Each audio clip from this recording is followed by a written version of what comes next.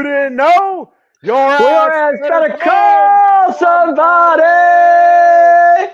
It's the showstopper, the Heartbreak Kid, Dave Yarnall, the Bat Fry, Kenny Frie. We are the Atomic Drop Podcast. And if you're not down with that, I got 2 words for you.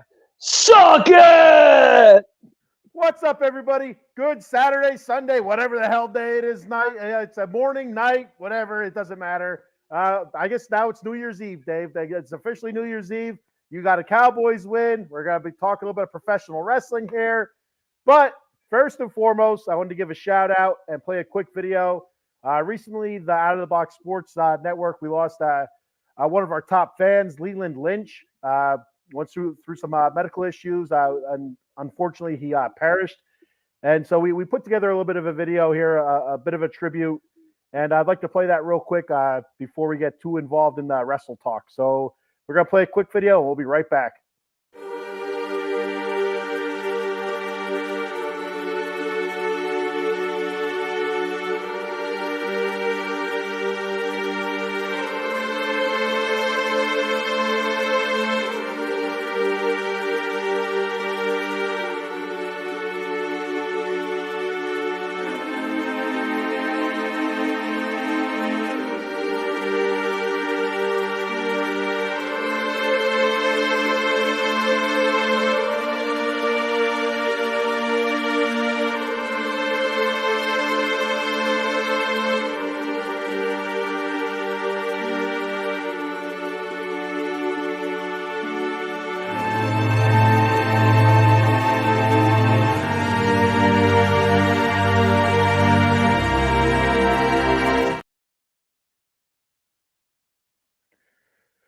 So Leland, like I said, big fan of all the Out of the Box Sports shows. He used to talk to Paul regularly.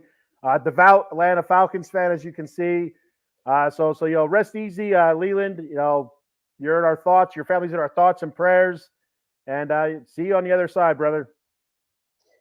Yeah, to Leland's family, thoughts and prayers to you. We are so sorry for your loss. And he was a great guy. I mean, he checked into our shows a lot, and I know him and Paul were going to do some kind of a dish or something before games, and they were talking about making a dish or something. It just didn't happen at the time. So rest in peace, my man, and I know you're making those dishes up in the sky, brother. As Paul says, R.I.P. Leland Lynch. I miss you, brother. You never know. You know what I mean? You just never know, Dave. When your ticket gets punched, that's it, brother. Yeah, I know. I hear you. It's just you're right. I can't argue. You try to make the most of what you got right now. Live your life to the fullest, the best you can, and try to be good every day. Try to get better every day, and just enjoy it while you can. Enjoy it while you can. Life is so short. Very short. Just take it. You're just a blip. Yeah. And I'm sure Leland's watching us down here saying, "Thanks, guys. I know he is."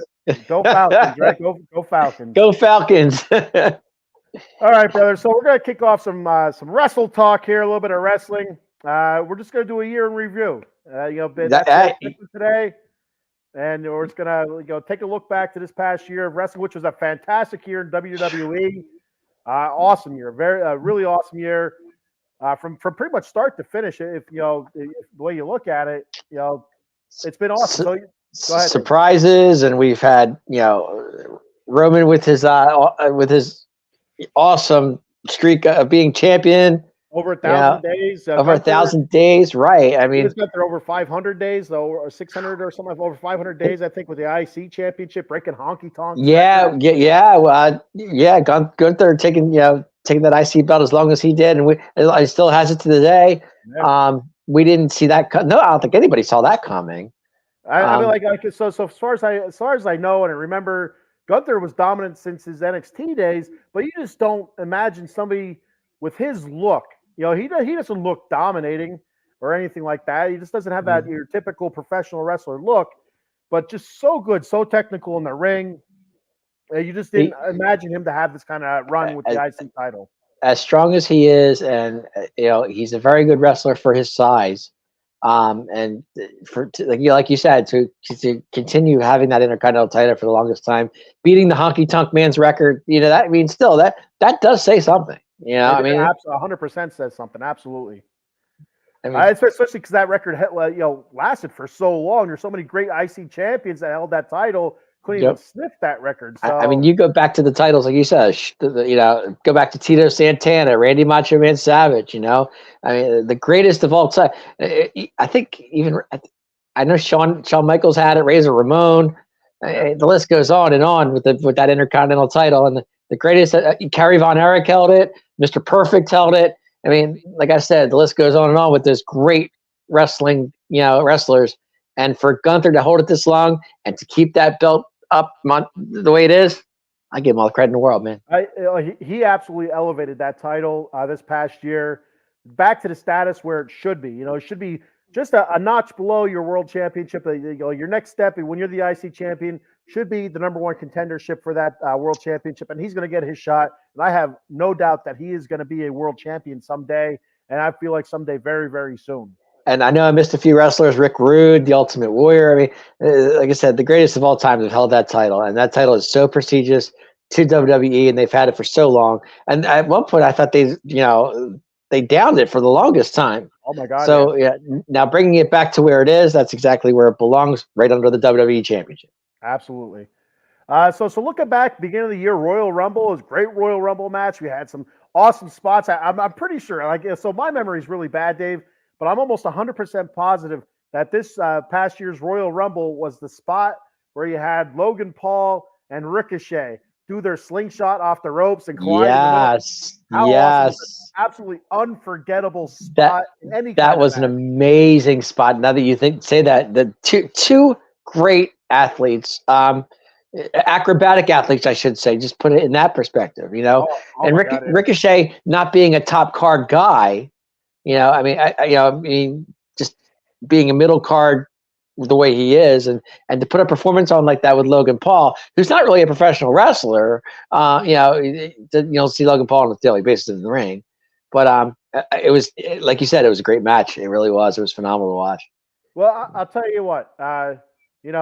Jake Paul, Chris Paul, RuPaul, Logan Paul is a professional wrestler. I'll tell you that right now. Oh, he's good. I'm saying we didn't know anything about him though at that time. I mean, like you see, I think he wrestled in 2022, like maybe once or twice. And you know what? He looks good. But that Royal Rumble match with him, first off, he had a pretty good showing in the match itself. But that spot with Ricochet, that was the spot of the night. Absolutely. That I don't want to say it overshadowed the rest of the match or anything like that. But I mean, everybody, you can call back to that spot. Like if you're a little kid, you can say 15, 20 years down the road, say, I remember watching Logan Paul and Ricochet slingshot each other off, and meet in the middle of the ring, crossbody. Unbelievable. Yeah, it was unbelievable. And that's one of those spots. Yeah, I mean, and I think WWE actually did something right for a change, putting those two in the same ring and making it happen. I mean, WWE does make mistakes a lot of times, but that was not one of them. They do. Eileen checking in. Good evening or good morning there, Eileen. New Year's Eve, Eileen. And also, Cody Rhodes wins that Royal Rumble. Dave. And I was just about to bring him up, and now that you say that, the story of Cody, it started, before the Royal Rumble started, but him going into the Royal Rumble and actually getting the win, it couldn't have been any better. Let me play my violin for Cody Rhodes' story. Oh, it's Cody Rhodes' story. La, la, la. I'm so sick of the damn story. I hope it ends this year. I hope he wins the title so I don't have to hear about his story. Well, it's funny about Cody Rhodes, and I saw this the other day. I realized this. Every song that he came out of from his, has whoa in it. Yeah. If you look at it, all of his entrances has the word whoa in it. So I thought that was kind of neat. I didn't realize that until Dashing Cody Rhodes. Did he have the word? Yeah, everything he's come out of it has. Stardust didn't have. Yeah, even Stardust. Yeah, it does.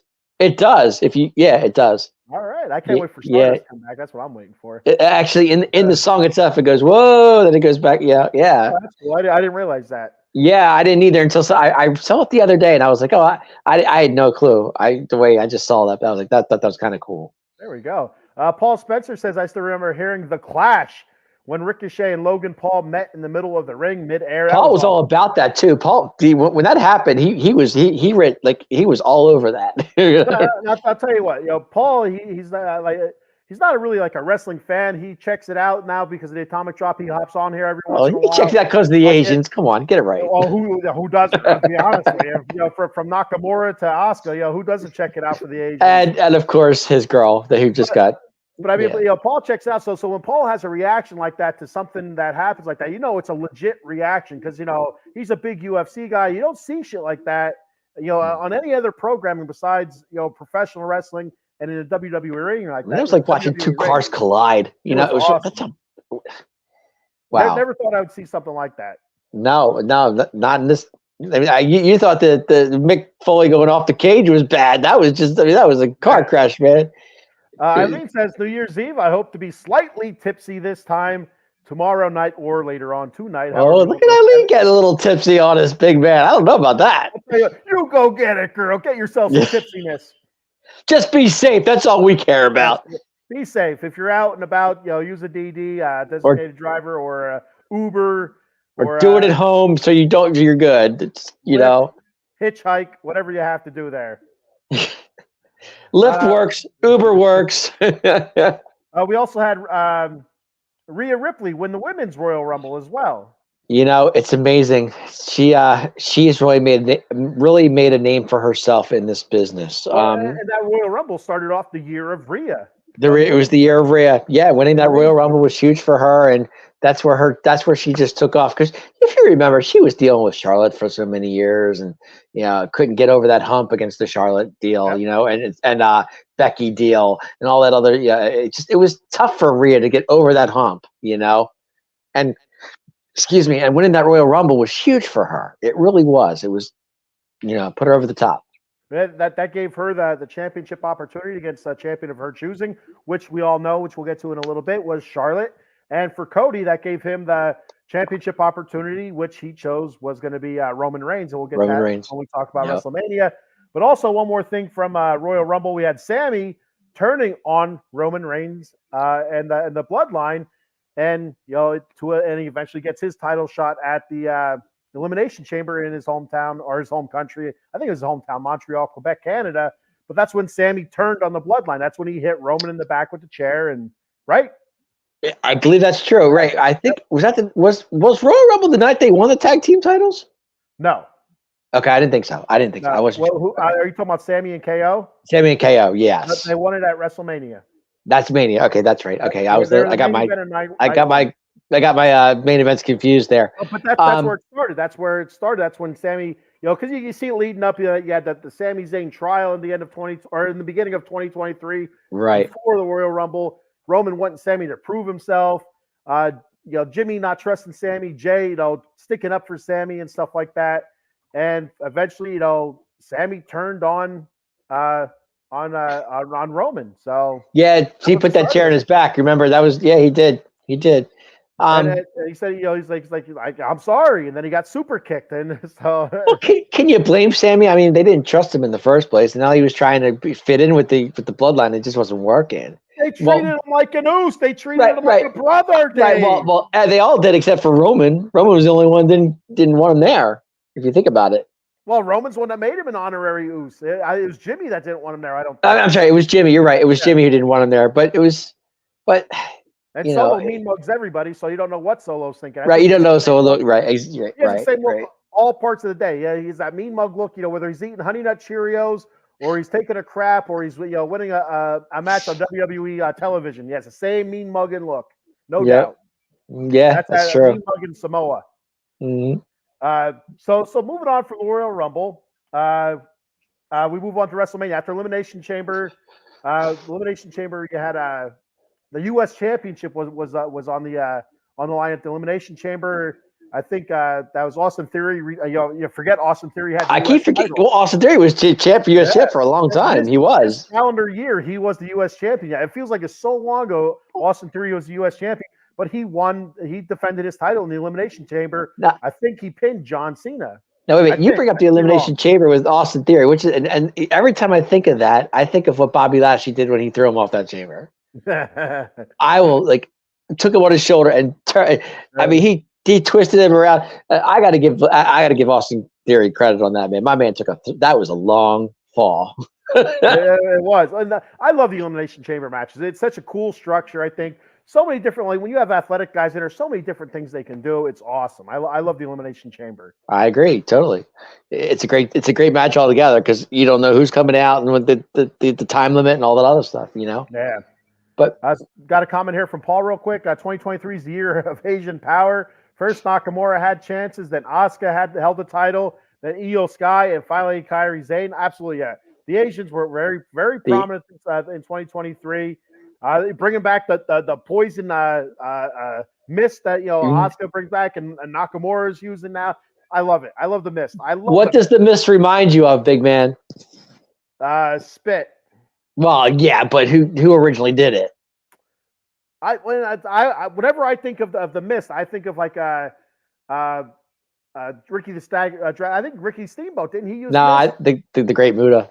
Well, and it's I don't remember a whole lot of great. I just remember the Muta used to. I mean, he would spit that thing out there and get you every time he did it. So. Well, and I think I was doing some research for this show for the year review. Because again, I'm going to reiterate this. I don't remember shit.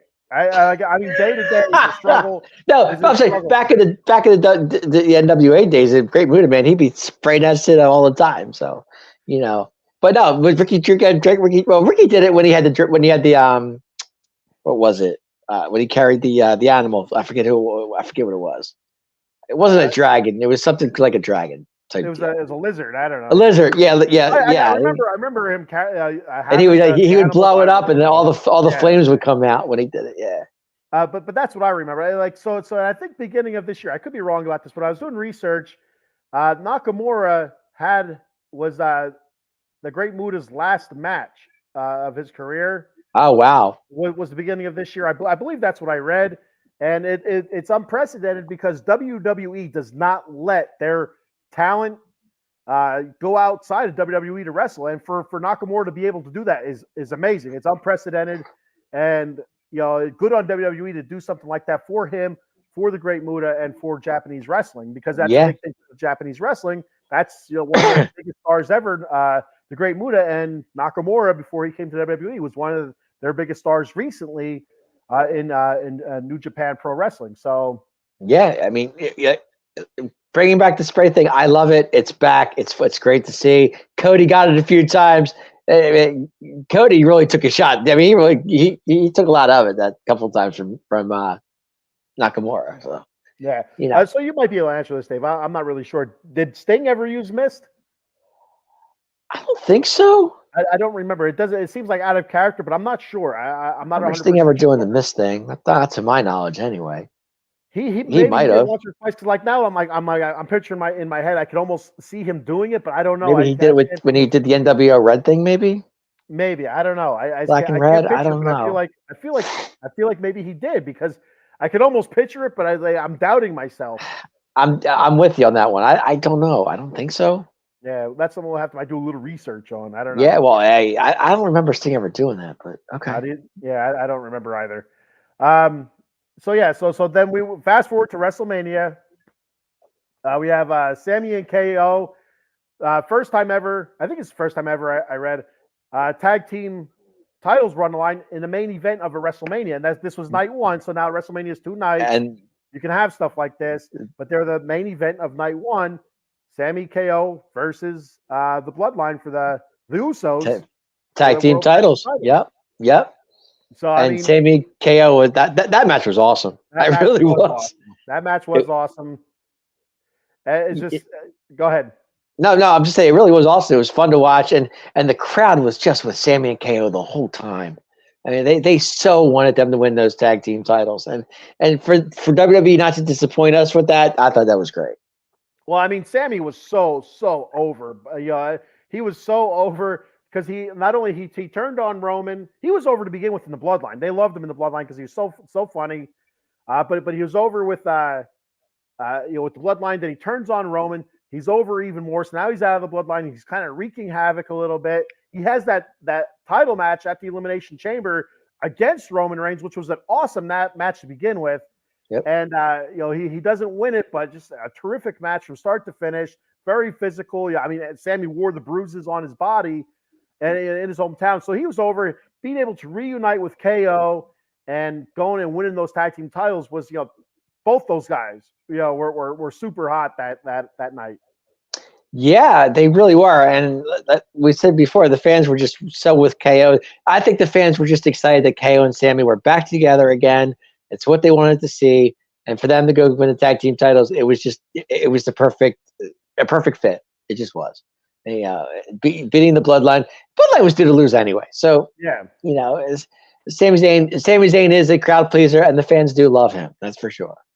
Well, and the Bloodline was going to lose because, like I told you, the Bloodline was going to be splitting up. I said the Usos were splitting up. You did say that. I remember you mentioned that. I didn't think that was going to happen, but I called it about like 3 or 4 months before it even happened. It was just, when it finally did happen, I thought it was fantastic. I thought it was well done. Yeah, and So also, I think night one we had Rhea defeat Charlotte for the SmackDown Women's Championship. Yes, and that was an amazing match. Both huge stars, physical wrestlers, very technical wrestlers. What an awesome match that was. The match definitely. I mean, I don't know if Charlotte put over Rhea or Rhea just went over that hump, whatever you want to call it. Those two put a heck of a show. They really did, and it was not to disappoint by any stretch. But I was happy. I personally, and I remember that match now that you say it's coming back to me now. I had Charlotte winning that match, and because like me, I'm a Charlotte. I like Charlotte. I always defend Charlotte no matter what. But yeah, she's the queen, exactly, and that's exactly what I said. I said I want Charlotte to win that match, but it was Rhea's time, and right there, you just knew right there that's where she just jump started from WrestleMania on. And now look at her now. It all started at Royal Rumble, getting winning that Rumble match for the women, getting that title shot, and making the most of it this time. Finally getting over that, like you said, over that Charlotte hump. Mm-hmm. And I remember she lost her. In fact, let's go back. I remember Charlotte beating Rhea at NXT. Yeah. For that NXT title, if I'm not mistaken. I think Charlotte. I feel like it was somebody else. I feel like it was like Bailey. I think it was all before. But I know they had a match at NXT. I'm pretty sure they did it, and they killed it there too. And I know, I know Rhea always wanted to get revenge on Charlotte because she always had an upper hand on her. So,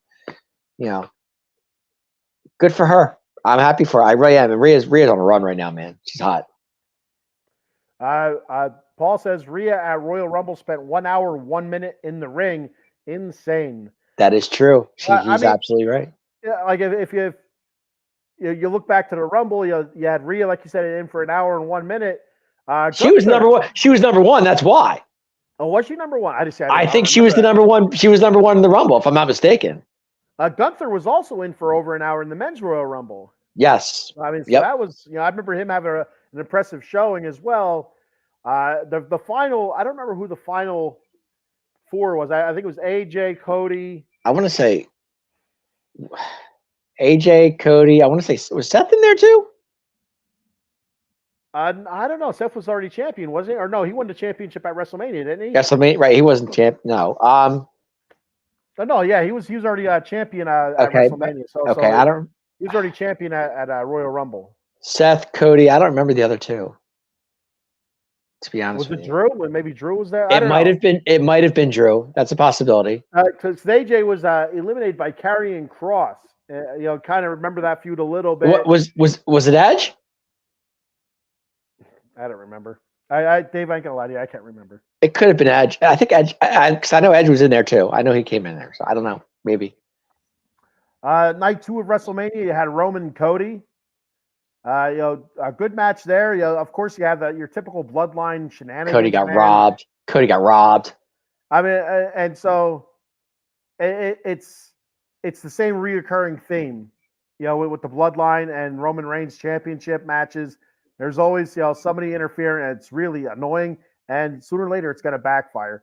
Paul says, all right, Cody, Gunther, Seth, and Logan Paul. Logan Paul. Okay.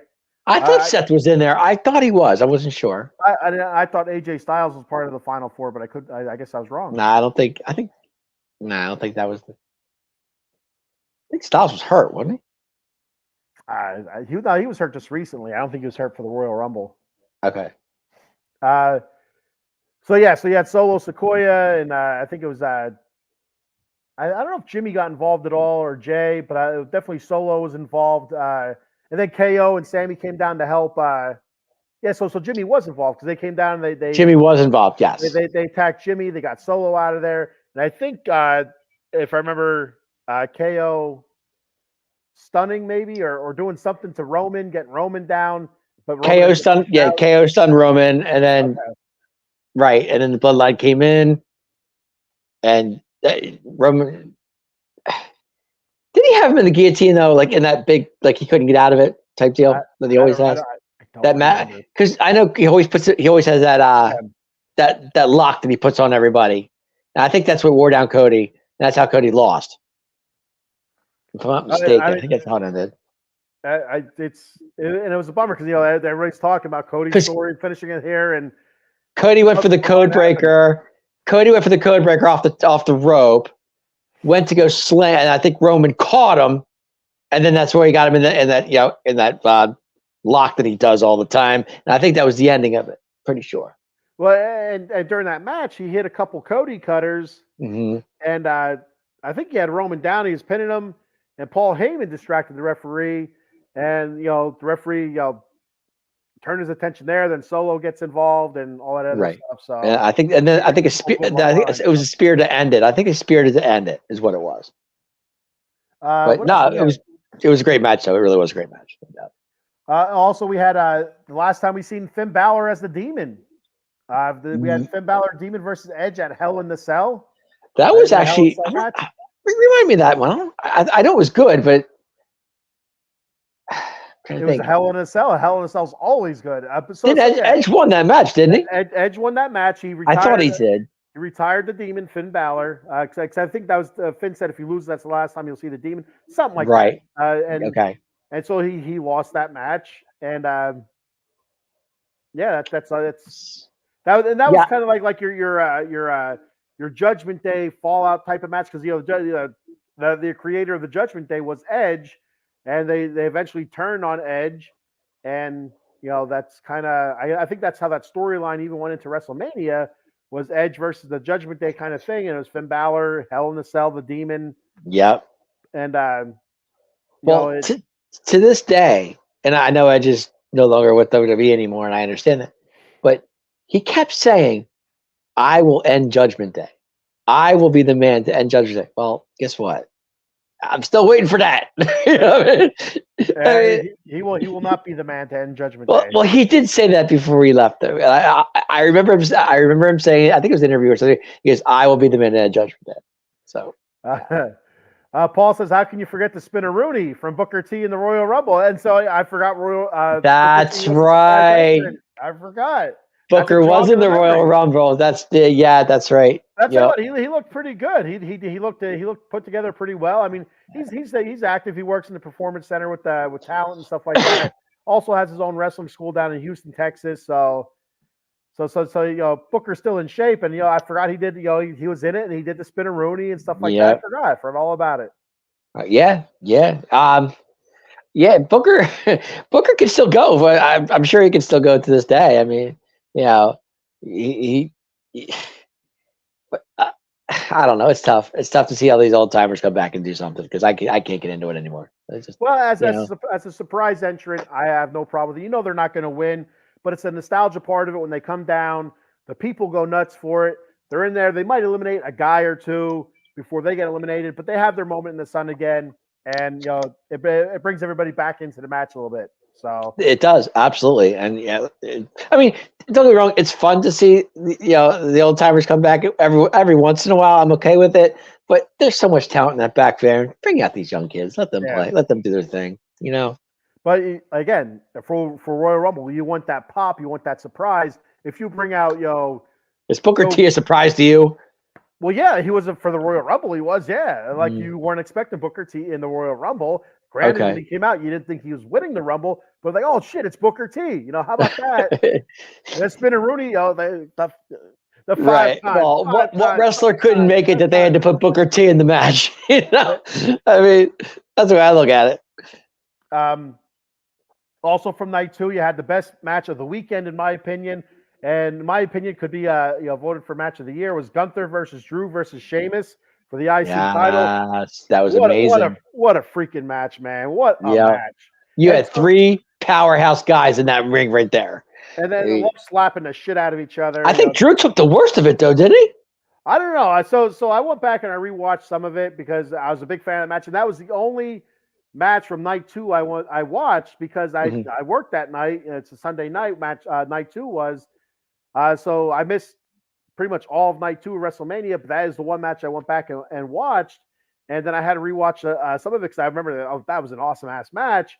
And Sheamus, he was banged up pretty good, but then again, when you're as pale as white as he is, a flea taking a shit on you shows up.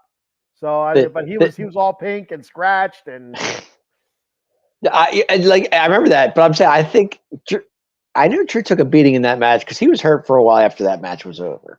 it was a physical. It match. really was. It was physical between all 3 of them. But do you know what we call Sheamus? Mayo. I don't know. The human jar of mayonnaise, baby.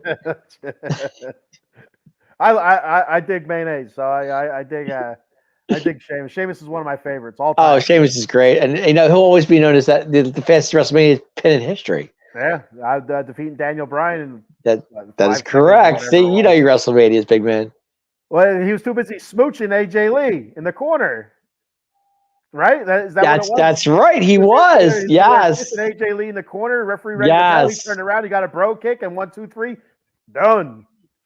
And which was a bummer because that would have been a great match. I mean, they wrestled after it again, but it's so funny you should say that because if you watch WrestleManias back in the day, there's always one match that's like that. Yeah, like it goes so fast. Remember, Randy did Seth Rollins, same thing. Yep. Remember, lift him up, bang, RKO, game over. Well, that was a full match too, though, wasn't it? It was too quick. It was like bang, bang, bang, dang, and next thing you know, Seth ends up winning the title that night when he cashed in. So was that a quick match like that? I don't remember that being. It was fast. It was really quick. Okay. Yeah, it was. Yep. Eileen says, "Is my fellow Irish person Sheamus hurt? Where is he lately? He was hurt. I think he's doing a movie, isn't he? I think he was doing a movie. I heard he was doing a movie. He's hurt. He was hurt.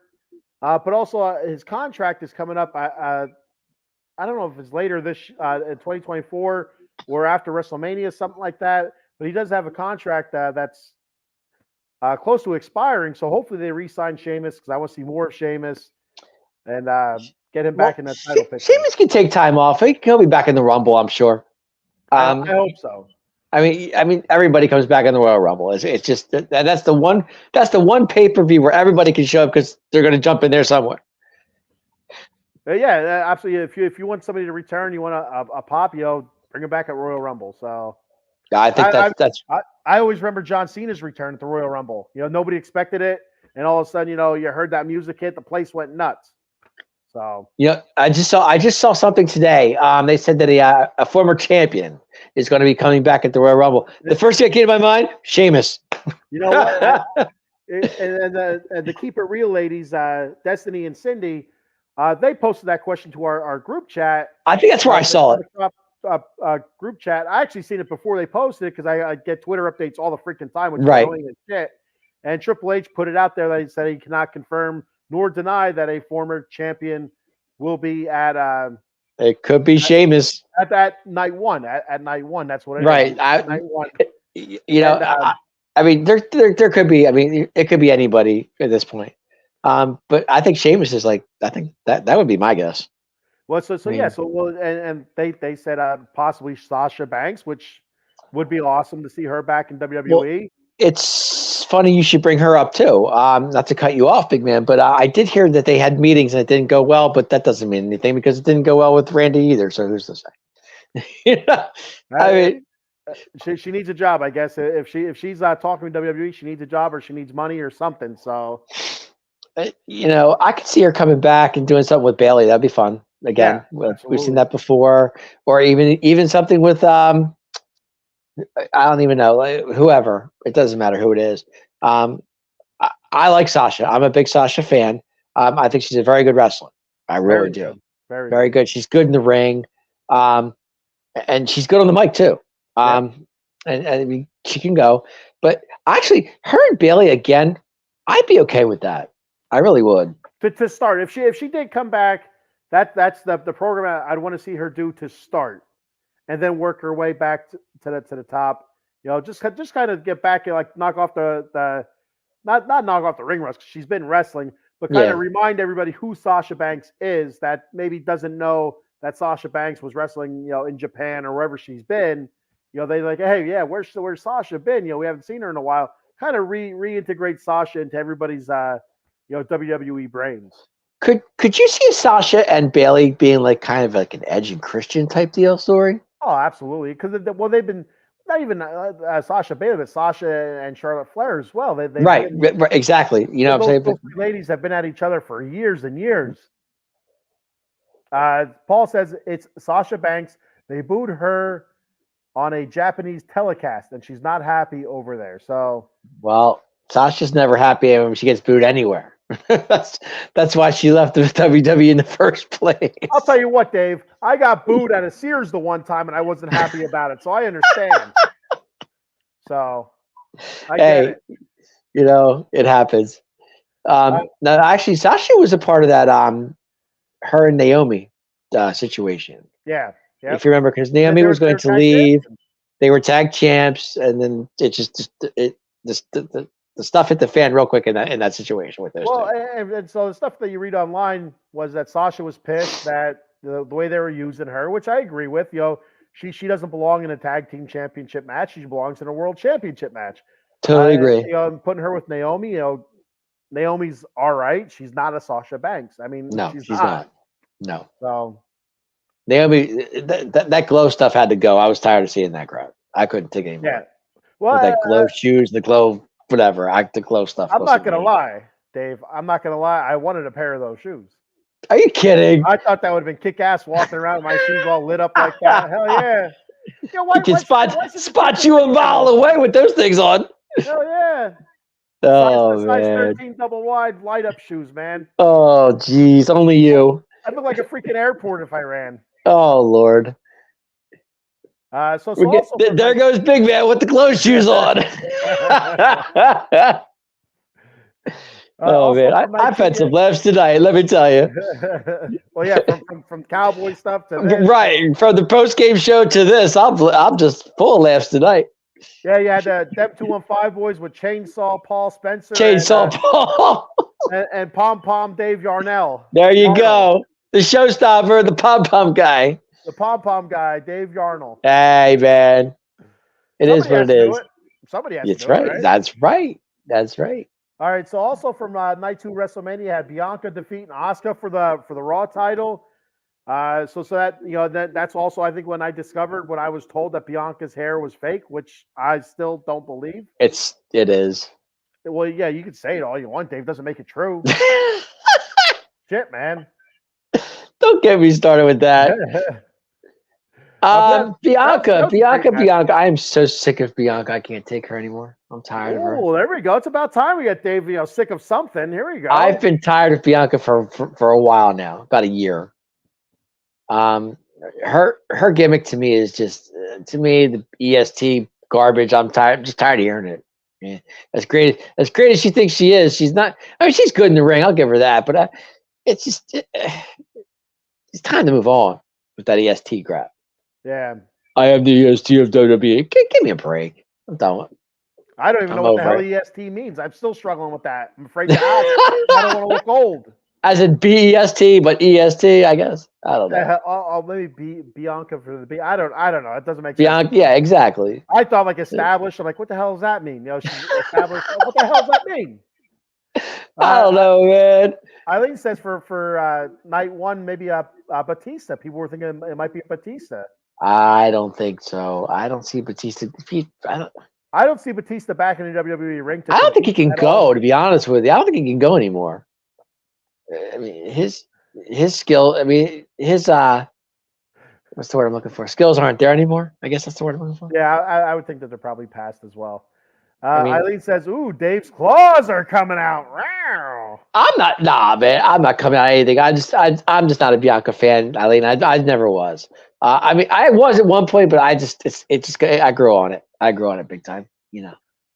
Paul says, "Haven't learned much this year, but the one thing I learned in 2023 is the hair is real. The hair is not real. That hair is real. It has to be real. I've seen her swing people with it. There like, are there are interviews she's done where the hair is short as all can get. Where does it go? They fold it up.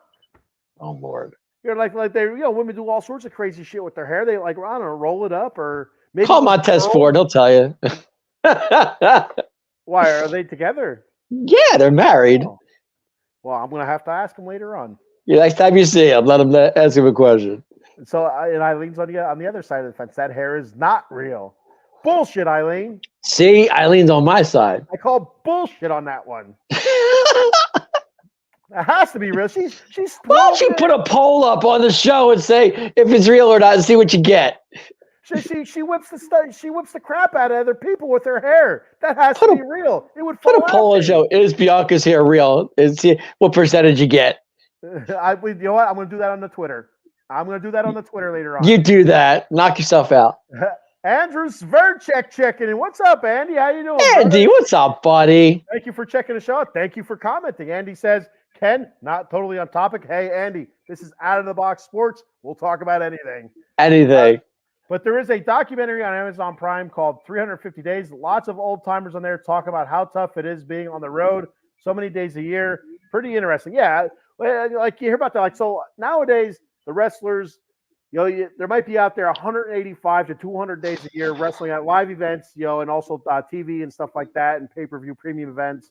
Whereas back in the day, it was closer to 275 to 300 days a year, which is insane.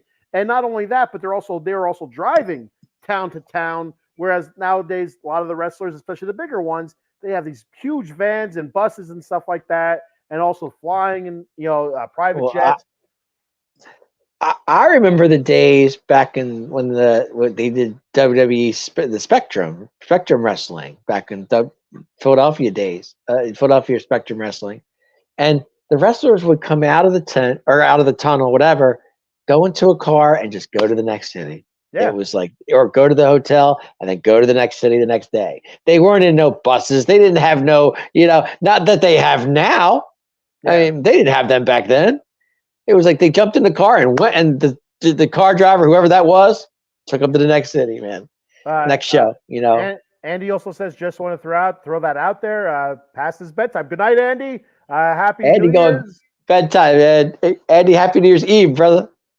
He also says, one more here, says, one older guy told the young guys, you aren't a wrestler until you wrestle 7 days a week for $30 a night. Yeah, absolutely. Guys were living in their cars, Andy, at the time. And my God, Well, and I'll tell you what, I listened to a lot of the Stone Cold Steve Austin podcasts that he used to do. And whenever he would he'd interview an older wrestler, they would always talk about the time that they spent on the road. And Steve Austin would say a lot of the stuff he learned about the business, he learned just by being on the road with guys like Rick Rude and stuff like that. And, that's how he learned, from guys like that on the road. And it just, you get done wrestling, 2 times in Nashville. He said, then you're driving, 300 miles to another place to wrestle 2 times to the next show. Right. It's just over and over again. And like Andrew said, 7 days a week for $30 a night. Like, you're not a wrestler until you do that. And they don't do that anymore. They don't, which is good for them, healthier for them. But Edge lived in his car for the longest time. The Rock lived in his car all these guys did. I mean, they would just, they did it for the, I guess the money wasn't great, but they still did it because they love the sport, Well, and that's kind of how you cut your teeth into the sport is, at least back in the day, you wrestled in territories. You travel that circuit and then you go to another territory, travel that circuit, go to another territory, travel that circuit. Now there's no territories. There were times at ECW Arena, they didn't know what the show was going to be until that night. or that afternoon. But Paul, I mean, they couldn't get a hold of Paul Heyman. They couldn't get a hold of the producer or whoever ran the show. I mean, and guys just didn't know what was going on until they got to the arena. I mean, it's absolutely amazing when you think about what they went through, and it's it makes sense why they were on painkillers, alcohol, drugs, Anything to steroids. keep them It makes going. sense. It makes total sense. Out of the Box Sports says, question of the year, is Bianca Belair's hair real? Thumbs up for no, a little heart for yeah. Let us know. There you go. There's the poll. There you go. There's the poll. See, Mr. Fuji's listening again. Paul let him out of the closet. Yes, he did. So past WrestleMania, we move into Money in the Bank. Io Sky, she wins the Money in the Bank. Surprisingly, nobody saw that. Yeah, nobody saw that coming. And then Damian Priest, he won the men's Money in the Bank, which I don't remember 100% correctly, but I think I picked Priest to win, or I thought there was a chance that Priest could win. I forget who was in the match, to be honest with you, but I don't think I picked Priest. I would never pick Priest. I'm not a Priest fan. Was on a bit of a roll going into that, and you can kind of see. I thought that Priest, if I remember correctly, that Priest was going to win the Money in the Bank, but I also thought he was going to turn babyface by this time, and he's not. He's still a heel with the Judgment Day. I thought he would have split from the Judgment Day, which you kind of thought was going to come with him and Finn Balor kind of at odds with each other a little bit after Damian Priest won that Money in the Bank. It did start that way. Yeah, it did. You're right. Yeah. So I thought that's the way it was going to go, but they kind of cooled down when they won the tag championships, and they seem to be working a lot better together. So for now. Yep. For now.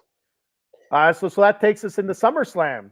We had Roman defeating Jey. Well, before we go back to the Money Back real quick, I want to congratulate. I mean, Priest was a very surprising, and so was Io Sky. Nobody saw those two winning them. No, absolutely not. But that's the beauty of WWE, because you just never know anymore. So that was good. I was, here we go. Paul Spencer answering the poll with a whole bunch of thumbs up, saying, "Hell yeah, that hair is real." Oh, your vote don't count. What are you talking about? It counts. He made the poll. What is his vote? I'm gonna find a pencil. I'm gonna mark down each thumbs up. One. God! Well, his 5 to what? 1 that's gonna come, or 1 heart that's gonna come out. 7 thumbs up, Dave, and then I'll be number 8. Okay, but I'm sure Eileen will disagree with y'all. Yeah, that's 1 heart. You and her, 2 hearts. That's it. Oh, does my vote count too? Yeah, that's the 2. Or you and her, 2 hearts. That's it. So it's 8. So it's 8 to 2. Okay, that makes sense. 8-2. We win. There it is. Yeah. So SummerSlam. Roman defeated Jey Uso in the Tribal Combat match, and this is where the Usos finally split. And I got to raise my hands in victory and say, "I told you so, Dave." You said they're never gonna break up their brothers. They're brothers. They love each other. No, Dave, they do not. Jimmy was jealous of Jey. Main event, Jey Uso. You got me on that one. I'll give you that. I'm telling you, it wasn't. I wasn't surprised that it happened. I was a little bit surprised when it happened and how it happened with the whole hoodie thing. I mean, as soon as I seen the guy in the hoodie, I knew it was Jimmy. But still, I didn't see it going that way. Right. I thought it would have been more deliberate. Like Jimmy comes down and you're thinking Jimmy's going to help Jey, and then Jimmy turns on Jey, but they kind of hit it. They went the secretive route, and which was cool. I was fine with that. Oh, it was a hell of a match too. It really was. The Jey Uso Roman match was a hell of a match, which Roman seems to have. All of his title matches are really good matches, but they all go the way of bloodline interference. It just keeps Roman on that winning streak. That's all it does. Yeah, but going back to the Usos, Eileen's laughing. Paul says best event of the year was Payback, front row. You guys, because we were there, baby. That's why it was the best event of the year. And Eileen also said they can't with you two. Sometimes you guys are too funny. Yes, we are. Oh yeah, we're hysterical. We're like that tag team, too cool. It's like we're too funny. That's all. We're too funny, right? Exactly. You'll be doing the worm. I'm not doing the worm. I'm not doing no. All right, go ahead. What were you gonna say, Dave? I forget what I was going. Oh no, okay. I was going back to the Usos thing. Now, yeah, they did split up. Jimmy went one way, Jey went the other. I get it. But Jimmy ended up staying with the bloodline. Jey is doing his thing now. who knows what's going to happen at WrestleMania? Maybe they will come back together. I don't know. I don't think that. I don't know. Because, like I said, you can't split up. I mean, they're split up now, but they're always the Usos, no matter how you look at it. You know, They're so one of the greatest tag teams in WWE history. That's exactly my point. Right? Exactly. But I still have an insane conspiracy theory where I think that they're still working together, but they're kind of not revealing themselves until. Who's to say Jimmy doesn't? Who's to say Jimmy doesn't chin Roman at WrestleMania? Well, I'm telling you, the way Roman has been treating Jimmy Uso, and the way exactly Solo has been treating him, and the way Paul has been treating Jimmy, I will not be surprised at all. But Jimmy, did you see him last night? Did you see him last night? I have not watched wrestling in 2 weeks. They were doing year review like we are now. Yeah. And Paul Heyman comes on the show and he goes, "Call Jimmy Uso." So Jimmy Uso's on this big screen, and he's out. He's talking to Paul Heyman. You know, he's like, "Tribal Chief's at home, man. He's chilling right now. He ain't worried about nobody." You know. So yeah, it was kind of funny how they did it, like how they pulled it off. Yeah, because I don't know where he was, but he was sitting, in his living room or whatever, next to the window, and he's all talking about the Tribal Chief. But everybody thought that the moral of the story is everybody thought Paul Heyman was going to call Roman Reigns. He called Jimmy Uso. There's like, "Go ahead, Paul, call Roman." He goes, "No, call Jimmy Uso." Next thing you know, you see Jimmy on this big screen. Yeet, no yeet. Right, exactly. No yeet, exactly. And I hate the word yeet. It was just funny how it worked. I mean, everybody thought, like I said, they thought it was going to be Roman. It was Jimmy Uso. So also from SummerSlam, we had Asuka, Bianca, Charlotte in a triple threat match for Bianca's world title. Bianca wins the match, Dave. But we had a surprise. Io Sky cashes in her money. Cashes in and wins the. Yes, exactly. That was awesome. And Damage Control is off and running from there, baby. And you see the jealousy on Bayley's face get even worse. She was already jealous that Io Sky won the Money in the Bank. Already jealous. Then after Io Sky, Bayley's like, "I created Damage Control. I made." And she did. And then there's Io Sky as the champion, and Bayley's just a follower. So I gotta say it, ding dong, hello. We also had Seth Rollins defeat Finn Balor. We had that whole thing with that whole Finn Balor. Seth is the one that hurt me when I was world champion. I deserve another match, and so Finn got that. A couple matches, I think it was, right. He got more than one. That's for sure. And so this was the culmination of the feud. Rollins defeating Finn Balor in one hell of a match. I thought Finn was going to win a couple times in that match. I did too. Came down. Priest came down like he was going to cash in the Money in the Bank, and Finn's kind of staring at him. And then Priest was going to help him, and Finn's like, no. Then Finn wanted to help, and Priest tried helping him, and it backfired on Finn. So I mean, like that, a whole bunch of crazy. There was stuff happening. So much going on between Finn and Priest. That was crazy. So Chico Rivera checking in. Chico, first off, thank you for checking into the show. Thank you for commenting. Chico says that hair is definitely real. I pulled my wife's hair just for that case, and it fell right out. It's real. All those thumbs up count. They count. Put them in the books. It's Chico, real. Man, what do you? First of all, Chico, thank you for checking in our show. I really appreciate that. Whoever I don't, Chico, first time I've seen you on the show. If you say so, man, but I still disagree with it. That's all. He checked. He pulled his wife's hair and it fell right out. Well, it doesn't mean anything. I mean, his wife's hair could be different from. They're only at. Is his wife's hair as long as Bianca's? Maybe. Well, it was until he pulled it out. I mean, man. With all the stuff that she does, there ain't no way, unless they bolted that sucker to her head. They bolted it to her head. There's no way she did it. Come on.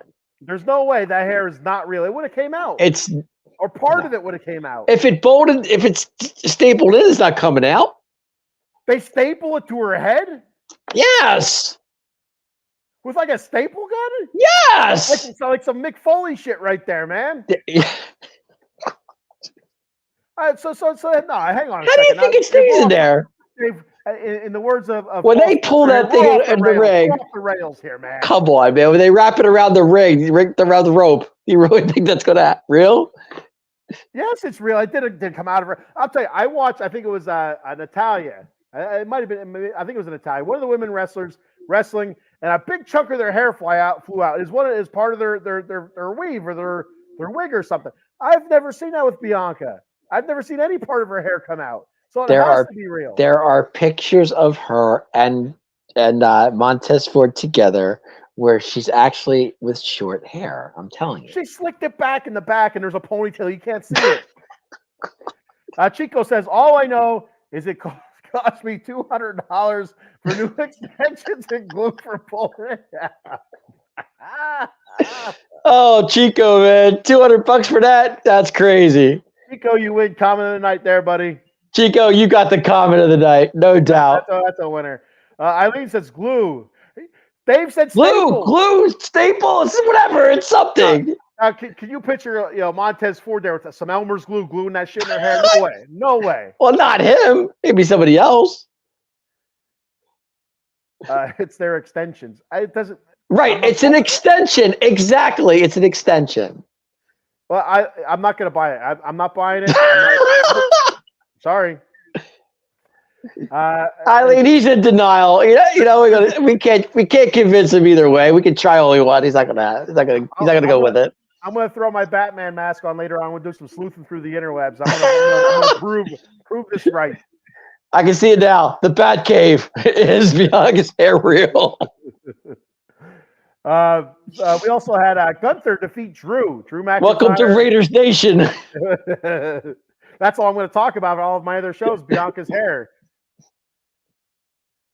Derek Carr has left us. Is Bianca's hair real? Chico says Staples really, her head would be bleeding from all those staples. For real, Staples, Dave. That's the most insane thing I heard. No, I'm saying if they. You're off the rails, Dave. With Staples. Okay. Glue. Is that better? So did you ever see that? You ever put see Elmer's glue on that shit? I don't know. Crazy glue, sticky, whatever that glue is. Glitter glue. Yeah, there you go. Gorilla glue. Gorilla glue. There you go. Did you ever see that movie, The Wrestler? Yes, I have. Yes. That part of the movie when the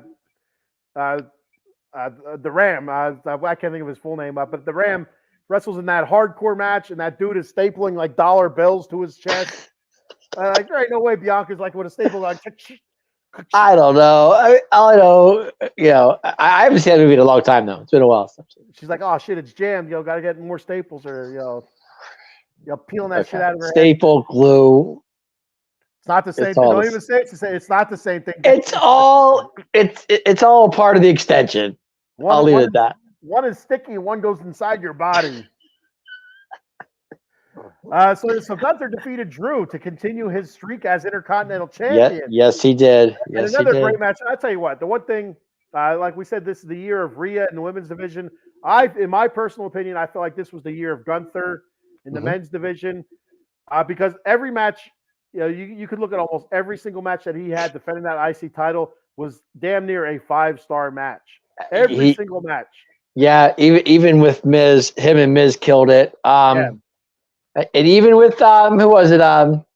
Thank you, Chad. Gable. He had a great matches with him too. Bronson Reed, that match. Bronson Reed. It's just what the hell happened to Dave? Hopefully it's not Bianca's hair coming to get Dave. I don't know. Bianca's hair got me. I'm good. Eileen says okay, but if that is real hair and that is tied up on top, that is going to hurt. She's used to it. She stretched it out. Like it's going to hurt. She's right. Yes, I agree. Sometimes you put on tight jeans. I'll tell you what. You start walking around. You crouch down a couple times. It loosens it up. You get the hair nice and tight on top. You shake the head with that long ass hair. It loosens up. It feels normal then. Is this 1:30 in the morning getting to you? Is this what it is? I'm just telling you that's what it is. 100%. Oh Lord, here we go. Paul says, that's it. I'm ordering extensions from Temu and some glue. Don't use the glue from Temu. We're going to find out. I'll be damned if I'm stapling that shit to my head like Dave thinks. I'll tell you what. If Okay. Paul Spencer comes on with Bianca Belair hair, I will crack up laughing. that will be That would be the show of the year. Sports Center worthy right there. Eileen But says then chopping down trees in the backyard. Eileen says I have long hair and that is annoying me right now. Trying to do it like hers. We're gonna need photos, Eileen, to see this. Eileen, how long is the hair?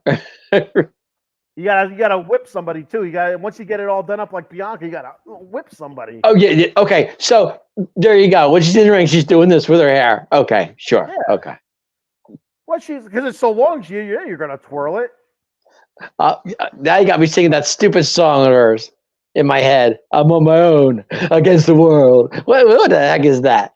Well, the thing is, you know the words, Dave. So that tells me. You all because I know it because Faith loves it. I can't. Come on. Paul says he's ordering it. You got it. Next season, dread extensions. There we go. I want to see the dreadlocks. Rastafari and Asian man. There we go. Oh God. Yeah. Okay. We also had the goodbye, walk off into the sunset of Ronda Rousey. Yeah. versus Her and Shayna had some good things going on there. A good tag team until they weren't. Nobody saw that. They were a good tag team. Nobody saw that betrayal coming when Ronda turned on Shayna. Nobody Well, saw. I think Ronda's contract either was up or she was leaving. Either one. Did Shayna turn on Ronda, right, or was it Ronda on Shayna? Shayna turned on Ronda. Okay. I Shayna went off with her in the ring and said, I'm done with you.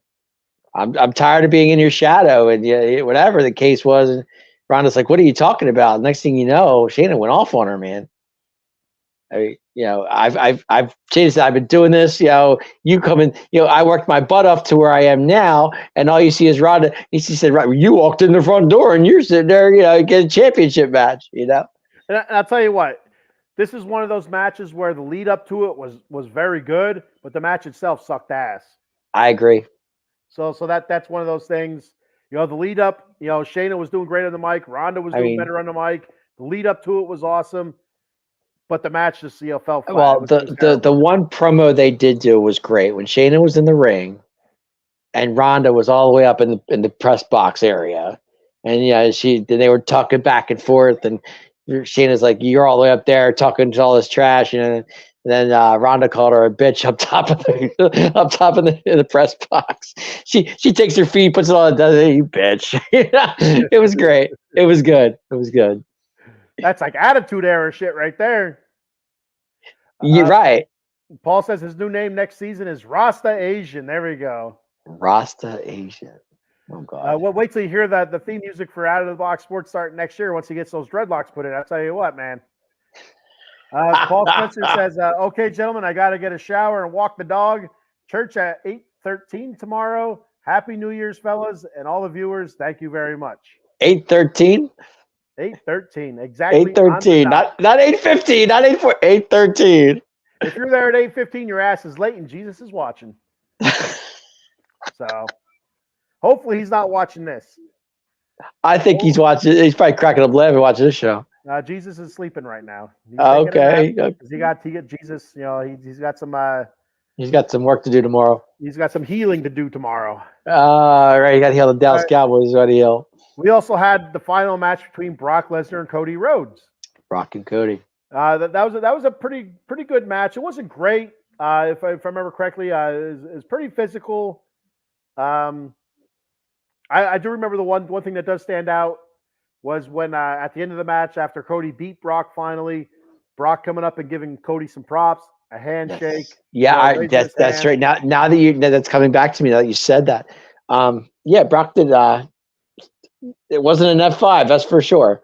But the lead up to that match was good, though, if you think about it, because they did do some good promos to lead up to that match. I thought. Absolutely. Well, yeah, it also got physical. Brock a couple times tossing Cody around in front of Cody's mom and stuff like that. And right, exactly. Yep. Paul says 8-1 triple shift. Got to say thank you for the Cowboys win and ask for a sign about Lord. Give me a sign about Bianca's hair. Is it real? If Bianca's watching the show by any chance, could you let us know? We would love to know. We really would. But I don't think she's watching the show, but who knows? You never know. Never know. You never know. You never know. We also had Logan Paul versus Ricochet at SummerSlam. A great match again. Those two guys just killing. Yes, They're both the same type of wrestlers. Super amazing. Athletic. The one thing I did like out of that was Logan Paul bringing up Ricochet's girlfriend, or fiance, whatever the hell you want to say, the ring announcer. I can't think of what her name is, but she has a terrific voice. Yeah. I forget her name at the top of my head, but yeah, that is Ricochet's girl, right? I absolutely love it when she announces Chelsea Green. She goes, "And Chelsea Green." No, it's Chelsea. It's awesome. I love it. Chelsea Green. And Chelsea, good old Chelsea. So that was SummerSlam. So then we move on to Payback, where you were out in Pittsburgh. Yes, Payback was fun. That was tag team titles on the line. That was good. It was fun. Yeah, so that was Priest and Finn Balor defeating KO and Sammy. Defeating KO and Sammy. The best part about that, though, and Paul noticed it before I did, where we were sitting at the show, Sammy and Kevin were on the guardrail. I want to say, we're going into the guardrail. They jumped over the wall. They put on Penguin shirts, put on Penguin stuff, and they had hockey sticks. Fight night, baby. It was just so funny that it came out there. All you see is Penguin. The whole place was loving it because we were in Pittsburgh. So, yeah. And that's the one thing I do remember about that match is I do remember them wearing the Penguin stuff. So yeah, because they jumped over the wall. They put their shirts on. When they came back up, they were. It was good. It was good to see. It was funny. It really was. So also at Payback, you had the feud between Seth and Shinsuke Nakamura. That was good too. Yeah, that was a good match. They had a nice little program running for about a month or so. A series of matches between Seth and Shinsuke. Mm-hmm. And all those matches, between those two guys were fantastic. I think they ended up having like what was that? A last man standing match as well a little bit later after this. Mm-hmm. So I mean, going back though, and then all those matches were great. And I'm not denying. To me, the best match of the night was the first match. It was Trish. Oh. It was cage match. Trish and the man Becky Lynch. No, it wasn't. Yeah, you're right. Exactly. And they killed it.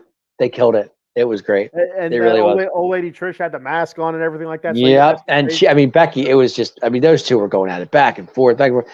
And there was one part of the match that they were on top of the cage, and Becky forearmed Trish on the cage, but Trish was literally, her legs were on like on top of the cage. She fell backwards onto the cage. How she didn't fall, I have no clue. Because the way her legs were, they were wrapped around the cage, and Becky forearmed her. And next thing you know, all you see is Trish went back like a backlash, like a whiplash type deal, and it was like bang. And next thing you know, it was like, how did she not fall? It was amazing. But it was, to me, that was the best part of the match. It really was. And for what's it called, to turn on Trish that night too. Zoe Stark. Yes, exactly. Yep. Mm-hmm. And Zoe kind of washed her hands at Trish. Trish kind of was like a mentor to Zoe, a young Zoe Stark. Took the shirt, threw it in her face, and said, "I'm out of here." And by the end of the year, Zoe Stark is having championship matches. Hey, Zoe Stark's killing it right now, man. I give her credit. That girl's working hard. Well, I think she's she tag team with Shayna Baszler now too, right? That is correct. Yep. Mm-hmm. So I think that's a good pairing. I think that's a good pairing right there. Totally agree. Absolutely. So that moves on from Payback to Fastlane. We had Cody and Jey Uso defeating the Judgment Day for the tag titles. So yes. Jey Which Uso didn't make any sense because Jey was coming on. It didn't make sense because it was main event Jey Uso. What was the point of that? He just broke up with his brother, but he goes to Cody and gets tag team titles. I don't understand it. And I agree 100%, Dave. I didn't understand either. He was already a tag team. You split him up and put him in another tag team. He's main event Jey Uso, and now he's playing second fiddle. With Cody. Because out of those two guys, Cody is the main event. Cody and Jey Uso, without a doubt. But they did win the tag titles from the Judgment Day. They did. And, I think they went back and forth a couple times, trading wins for the tag titles. Mm-hmm. Then Judgment Day won them back, and then Cody and Jey tried to win them back after that, and I think they lost. I don't think they won them. But Yeah. the Judgment Day's not tag champions right now either. So no, they're not. Nope. We also had again Seth versus Shinsuke Nakamura at Fastlane. I think that was the last man standing. That was if I'm correct. Yeah, it was. Now that you say that, I think so. You know, because they built up the whole thing with Seth being injured, right? And you know, his back was all messed. His back was all messed up. Yeah. Was that a cage match? I don't think it was. Was it? I don't think it was. No, I don't think so either. For some reason, that thought just popped in my head like it was a cage match, but I wasn't thinking it was. So it just for some reason it entered my brain. Like you know the movie Ghostbusters. You know when at the end when Zool's like pick your opponent and you're like don't think of anything, and then of course Ray thinks of the Stay Puft Marshmallow Man. So yeah, you know what? That was crazy. I remember that. Ghostbusters, great movie. Great movie. Phenomenal. We also had This chick is toast. You also had John Cena and LA Knight defeat the Bloodline. That's Solo and Jimmy Uso with the help of Jey Uso. Jay gets his revenge on Jimmy. Yes, he did. You know, Jay had the hoodie on, much like what Jimmy did to him. And he came out and he helped John Cena and LA Knight win. And LA Knight, again, you talk. I said the year of Gunther, absolutely 100% the year of LA Knight as well. Became a mega star, right? Let me talk to you. Yeah. There we go. There it is. First one of the night. Hey, I was due for one. You were, and so LA Knight had a terrific year this year. He had a great. He did. I'm a little bit worried right now. It feels like LA Knight has cooled a little bit. What do you think? Well, he's still in the title picture, which is good. Now that we had two former champions come back, it kind of put him on a third. He's kind of like the third guy now. And I know you're with me on this one. But he's still there, and that's what they need. For him to, just because those two aren't going to stay long, it's not going to happen. And then that'll put LA Knight back in that, going into WrestleMania this year, which will probably put. I don't know if it'll be a main event, but he might be, Well, my thought is, with the return of Randy and the return of CM Punk, they don't need the title. They don't need it. They don't need the title they don't. They don't to create their storyline, to create their, whatever they're going for. LA Knight needs that title to solidify what he's done. You know what I mean? Like if that makes sense to anybody watching, he needs that title as a culmination, as I don't want to say trophy, but as a I did it kind of moment. CM Punk doesn't need that I did it kind of moment. Randy Orton does not need that I did it kind of moment. LA Knight, for the long road, an older superstar finally cracking the top, the top tier here, becoming a main eventer to finally get that culmination, that prize that everybody's looking for. He needs that to solidify himself and to prove what he did was legit. WWE used to be all about the fans. Whatever the fans wanted. A while ago, they didn't care what the fans liked. If you were a fan of that wrestler may not have won, but you still loved him in that way. Lately, it's been a part of the fans, and LA Knight is a big, big part. The fans love LA Knight. Everybody loves LA Knight. So, like you said, it's only a matter of time before he gets his shot. And actually, he got a shot, but I mean, to get over to that title, to win that title, is it going to happen sooner or later? I'm hoping it's sooner than later, but we'll see. I'm with you there. I hope it does happen sooner than later because I feel like the later it gets, the darker it's getting for LA Knight. The further away we get from hot LA Knight to LA Knight win a championship, the further it's getting, that the darker it's getting for his opportunity. Right, and I hope they don't. I just hope he's not one of those guys, who are so great and then never won anything. Yeah. I don't want him to be that guy because he doesn't deserve that. He does not deserve it. And I agree 100%. 100%. He's worked his ass off. and he made something out of nothing. He made himself into a megastar. He calls himself the megastar. and He he made is. himself that way, and you I know, love LA. I love him. yeah, I'm still a fan. I always will be. yeah. You have your critics of LA Knight. He's just a Rock and Stone Cold ripoff. You could go to any great wrestler and say they're a ripoff of any other wrestler. That That's what he grew up watching. That's that what is he so watched true. when he was a teenager, when he was a kid, was the hmm Attitude Era. That's what he watched. That's what he based it off of. I mean, it's I, anybody. I totally agree, and this is his time, and WWE better not screw this up because he really deserves this. He really does. But and like you said, Punk has been there before Randy's, but Randy's won it so many times. Yeah. Yeah, what's the point? I mean And Randy's just there because he's Randy. they don't need it to tell their story. To Right? tell, we'll get back to the story shit. Right. I can't I mean, stand the story stuff, but I could tell you now, and as much as I hate to say this, Cody Rhodes is going to win before LA Knight does. yeah. That's the fact. As much as I hate to say that, it's true.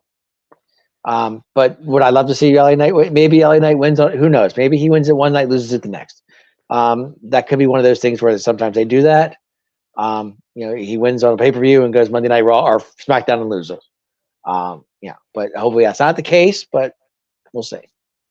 Eileen says they needed the Viper back. I agree, Eileen. They did. Randy Orton is just awesome. Randy can come back anytime he wanted. It didn't matter. He's not losing it. He's Randy Orton. He's just he looks great. He looks phenomenal. He he's been a great wrestler his whole career. He's been fantastic. He looks better now than he did. I mean, he looks better now. This might be the biggest, and it might be the biggest that he's looked his whole career. To be honest with you, So I mean, it's he looks great. He does, and it looks like he can go for another 10 years. Yeah, he's not the legend killer, Fred. He's a legend killer. He's just that's his role. That's what it's going to be, And him going to SmackDown, I was a little surprised on that. I thought he'd stay on Raw. I really did. But the reason he came back was to get revenge on the. Well, and I understand that, but Randy's always been on Raw. You never see Randy on SmackDown. So this is kind of a something new. Well, I like it, but I feel like with the changing of the guard, with Vince McMahon not being there anymore and Triple H kind of running the show, your whole Raw is the flagship and SmackDown is the other wrestling show. I think that those days are over. I think they're both.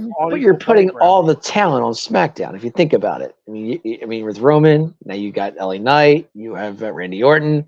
I mean, but you got a Raw, and you got Seth. Shinsuke Nakamura. Who am I missing? Gable, maybe Gunther. Gable, Chad. Right, exactly. But I think Gunther's on both. The major CM Punk's on SmackDown too. All the talent is on SmackDown. CM Punk's on Raw. We still have Drew McIntyre on Raw. I get it. Drew, Seth. It's Cody. Still a good Cody. Right. I mean, it varies. Don't get me wrong. I just think more talent's on SmackDown than is on Raw. I think you'd be surprised if we had the Raw roster and the SmackDown roster. I think you'd be surprised how close an evenly matched they are. Maybe okay. Maybe I would because it is what 1:30 in the morning. We're not thinking clear. I'm not thinking clearly right now. My head's hurting. I did I did 3 shows in one night. I'm like. So yeah. But then again, like you got the tag team division, and on Raw you got the brothers who I really like. I love them. I think they're great. I am such a fan of those two. I hope those two are just, to me, they're hands down. Like those guys are another thing. Like anybody could say, hey, they're just a rip off of the Steiner brothers. But they're good. I don't care. They're good. It's like it doesn't matter. It doesn't matter if they're a newer version of the Steiner brothers. That it works. It's good. It looks good on them. That's what they are. Then that's exactly what exactly. I mean, it's about even if you think about it. Now that you say that, it is about even. But to me, I mean, the popular names are on SmackDown. Think about it: Randy, Cody on Raw. Well, Randy, LA Knight, Roman. Yeah, it's just Jimmy Uso. Jey Uso on Raw. No, Jay's on Raw, right? But Jimmy on SmackDown. I'm comparing. Like you have Jimmy SmackDown, Jay on Raw. Cody Raw. You have LA Knight SmackDown. Well, you have Seth on Raw too. Seth on Raw, Roman on SmackDown. I On mean, SmackDown. granted, Roman's been champion for over 1,000 days. But if Seth you think about has, but the best part about that is with Seth being on Raw and Roman being on SmackDown, and they're both champions, it's the Shield, baby. It's the Shield. it's the Shield minus Dean Ambrose. Minus Dean Ambrose. Right, exactly. So moving on to our last premium live event of the year was War Games. A terrific way to end the year with that premium event. What a pay-per-view. Oh, awesome. my Lord. It was amazing.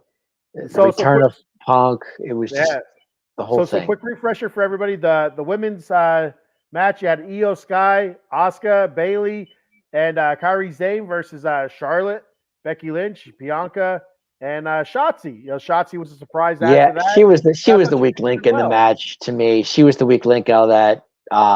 There's 5. Before, whatever it was.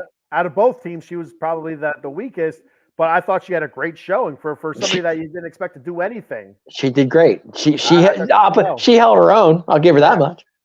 She had some creative offense. She took she got her face bloodied a little bit in that match. Mm-hmm.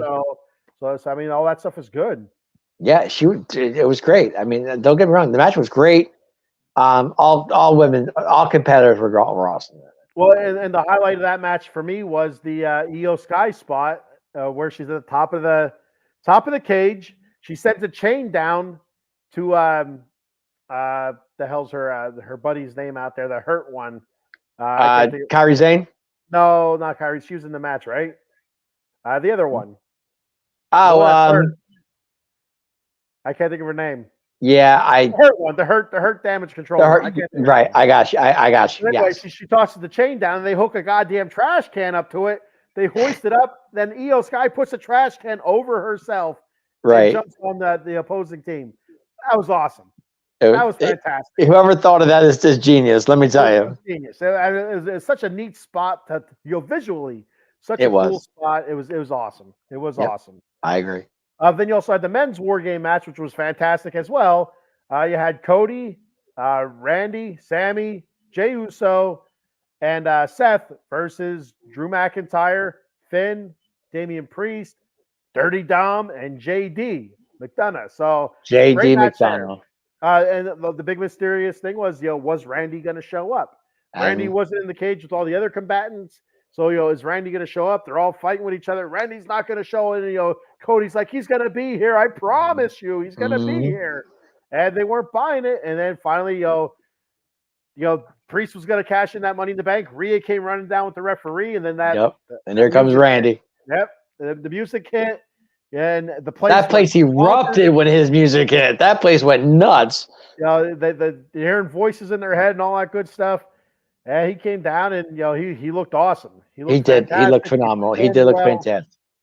And one of my favorite spots in that match was everybody from the babyface team from Team Cody had everybody from Team Judgment Day in the headlock. Did the old Randy Orton ropes headlock, where he has their feet up on the ropes and did the DDT. Like I thought that was fantastic. I thought that was awesome. That's the vicious. That's vintage Orton. Yeah, absolutely. Yeah. And having everybody on that team doing it to the other team, I thought that was a neat look. It was great. The whole show was awesome, and then the ending was the best part. And so so the men win it, and then they're in the ring, they're high fiving each other, slapping each other on the ass. And the stamp comes on the side, signaling the end of the pay-per-view. I'm like, all right, so no CM, because everybody was speculating CM Punk is going to be back. He gets in Chicago. The stamp comes up on the side. Copyright, blah blah blah. I'm like, okay, I guess it's over. No CM Punk. Then that freaking music hit, Cult of Personality, and you thought the place was loud for Randy. That place was twice as loud for CM Punk. Erupted. And I want to say one thing before we end this thing tonight. I was the one that said CM Punk would come back that night. Yeah. And everybody, we were talking about it, and I said, I think we were talking with the Keep It Real podcast, and we were all together, and I said to you guys, you said, do you think CM Punk's going to come back? I said, absolutely. They were in Chicago. that told me right there he was going to, and Triple H was not going to pass that opportunity up of bringing him into that building. Not happening. No way. Well, and it's always business first, right, Dave? You got to put your feelings aside. With Hunter, it is. With Hunter, it is. Now with Vince, it might have been a different story. Well, and so here's the thing. Vince, there's been many times where he kind of put his feelings aside, Right. because it was going to make him money. So Triple H kind of took a page out of Vince's book, in my opinion. He said, you know what? Let's hash this out. Let's put it, our feelings aside. Punk, you're a free agent. You were in Chicago. This could be huge. We're in your city. Let's go. And I'll tell you, one of the biggest things about it was when after the event, you had Seth Rollins freaking out. You can see there's going to be a whole thing set up with those guys, but a whole program set up with those. That's going to be a great matchup when that happens, because those two are going to kill it. But with Seth Rollins being interviewed about it, nobody knew. Only a select few people knew in the whole building. Randy didn't know. Nobody knew about it. And that's one of the special things about it, because it's so hard nowadays to keep secrets in professional wrestling, to keep, every Royal Rumble, with Royal Rumble right around the corner, every year it's all this sort of speculation as to who's going to be in it. Then the internet starts leaking. Oh, I seen so-and-so at the airport and stuff like that. It's like, come on, man, just let it be a surprise, would you? You had a legitimate surprise there. It was awesome. Seth said in an interview, he goes, I respect CM Punk because he started with CM Punk. CM Punk got him into the, really into the business type deal. But he said he respects him, doesn't have to like after, and I get where the story's going. It's great. It's great. And I just can't wait. I can't wait to see those two in the ring together. I think it's going to be phenomenal. I just do. I'm excited. And Seth said he'll do business with anybody as long as it makes sense. He'll put feelings aside. As long as it makes money, it makes sense, he'll do it, and it's going to make some money. Punk just had his first match with Dom at Madison Square Garden in New York. Yep. And actually, I watched the match. It was really good. And of course, Punk guy ended up winning the match. But Dom and Rhea, they killed it too. It was good. It was good. And Punk actually said he hasn't been in Madison Square Garden. He said forever. It's like the last time he was there. So, it's good to have him back. The fans love it. It's he says he's home. That's fine. Are you a Punk fan? Oh my God, yeah. Okay. See, I'm on the fence with Punk. I didn't. When he left, I wasn't a fan of it. I was like, okay, just go. I'm done with you. But now that he's back, I'm kind of happy. I like his personality. I think he's funny. The stuff that he says. Well, and I wonder if he's been humbled a little bit. Yeah, I'm sure he's just glad to be back. For all the shit that guy's gone through, think about it. I mean, he went to MMA, whatever he did there, UFC, got his ass kicked, and then he went to AEW. He ruffled feathers over there. Him and Hangman Page had words, whatever the case was there, and then, and then he comes back here where he belongs.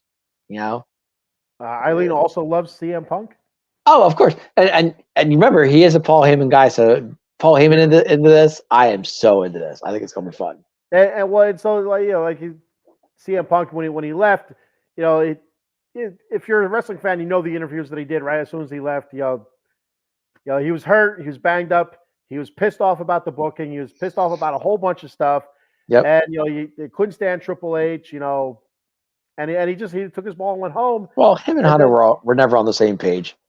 Well, then he put, like you said, he put himself out there to the UFC. He took a chance on it, got his ass kicked. You could tell he did not belong. Oh, dude, he did not belong there. No. But they made their money off of CM Punk. CM Punk made some money in the UFC because CM Punk makes money wherever he goes. It doesn't matter. He's CM Punk. And then going to AEW and the stuff, the disagreements he had there a couple different times, backstage issues. Yep. And not also he had some personal stuff. His issues with Colt Cabana. And I'm not saying he was wrong for what he said. I mean, I whatever the case was, that's what he believed in. I mean, that's fine. And it's just so you have to wonder if he's been humbled a little bit because being fired or whatever you want to say from AEW. The way it went down, looking at the way there's always two sides of stories, so I'm not sure of the whole story of it. But the stuff that I read on the interwebs was that he was just offering some safety advice, about a spot in the match, and it pissed off some people. And the guy called him out during a live pay-per-view event on AEW. Kind of making a dick out of him. Well, Right. the guy goes to the back. He and CM Punk get into a physical words. altercation, and Yeah. Punk went out and wrestled the match, and then Punk gets fired. So Yeah. it's amazing how things work out sometimes. I love the interview he did the other night with Kofi. That was great. I haven't watched wrestling. Jamaica man. He's like, I don't do that anymore. Oh, okay. I did watch that. That was a few weeks ago. Yep, I did see that. That was classic. Yep. Kofi was like, "What's up?" Like Jamaica man, whatever it was. I was like, "That's phenomenal." He goes, "I don't do that anymore." So that was the year in review for like your premium live events. A couple more things before we get the hell out of here. So a couple of big returns. We just talked CM Punk. That's a huge return. Randy Orton's huge return. R-Truth making a huge comeback. R-Truth coming back. Yeah, I love it. Hit the whole R-Truth and Judgment Day thing. I love it. I think it's hilarious. I missed the little Jimmy thing though. I love when he did that. Little Jimmy that was great. Little Jimmy. The return of Randy Orton was awesome. Yes. It felt like he was out forever, but it was only a few months. 18 months it was. Oh, was it that long? Okay, I felt like it was 18 months. So 18 months, so he was out a long time. It was longer than it didn't seem long, but it really was if you think about it. Well, if you were a dog, you'd be a teenager then. So yeah, this is true. The return of Shane McMahon at WrestleMania. He tears his quad. That's great. He's supposed to wrestle The Miz, and he gets hurt, and then Snoop Dogg ends up in an impromptu match with The Miz and ends up beating The Miz. Whatever. That was Shane comes down. Yeah, he's talking to Miz. He went to do something, and his quad just went on him, man. You know what, Shane? You get old. That's what happens. Yeah. And also the return of Vince McMahon to WWE. Vince McMahon, under some dark clouds, resigned his position as this, head executive or whatever the hell he wanted to call him, the chairman of the board, right? Back in 2022. So everybody thought he's gone. Triple H is running the show. Stephanie's running the show. He comes back in 2023. And Stephanie resigns, and he comes back to surprise everybody that he is selling WWE. But no, wait a minute. Now, but we have to go there. We have to go back a little bit here. We did lose a major player in WWE. We lost him. And I was getting there next. yeah. I didn't know when you were going to get there or not. I wasn't sure. Losing that was sad. That was very sad. And the death of Bray Wyatt. Yes. Yes.